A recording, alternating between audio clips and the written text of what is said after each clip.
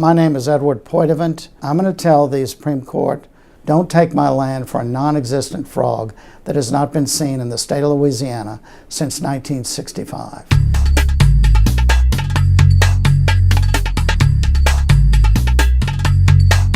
If you put the frog back on there today, it would die. My land in St. Tammany Parish, Louisiana, and has been in our family for over 135 years, can be named by the U.S. Fish and Wildlife Service as a critical habitat for a frog called the dusky gopher frog that they have certified has not been on my land for well over 50 years and has been extinct in the state of Louisiana, the entire state of Louisiana, for that period of time.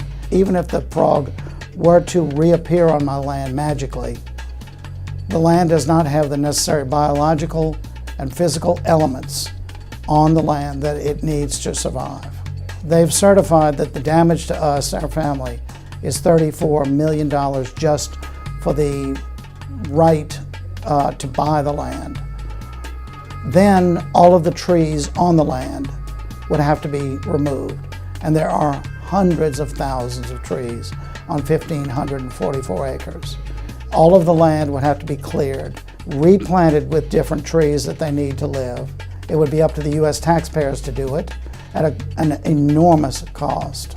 And then, to add ridiculous insult to injury, the lands would have to be burned every year in order to keep the underbrush down. A public highway runs through the property. There's some of the property north of the highway, some south.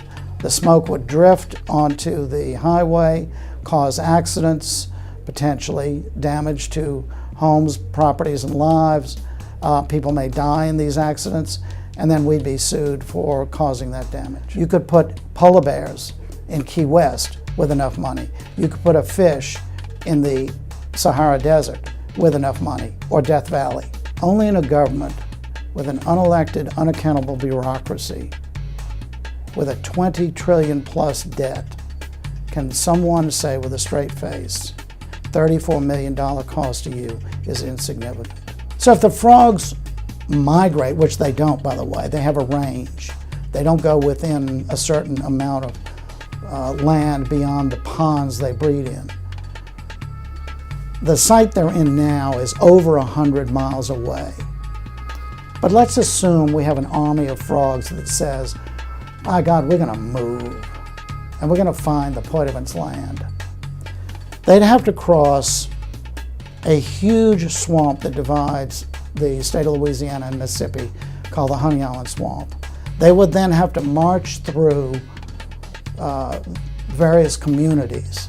They'd have to cross 2 interstate highways, march down a public highway called Highway 36, and then somehow say, oh, aha, this is where we belong. This is the promised land. Let's go here. It's just absurd. And they told me that my land had been selected for being named as a critical habitat for the frog. At that point, the frog was called the Mississippi gopher frog.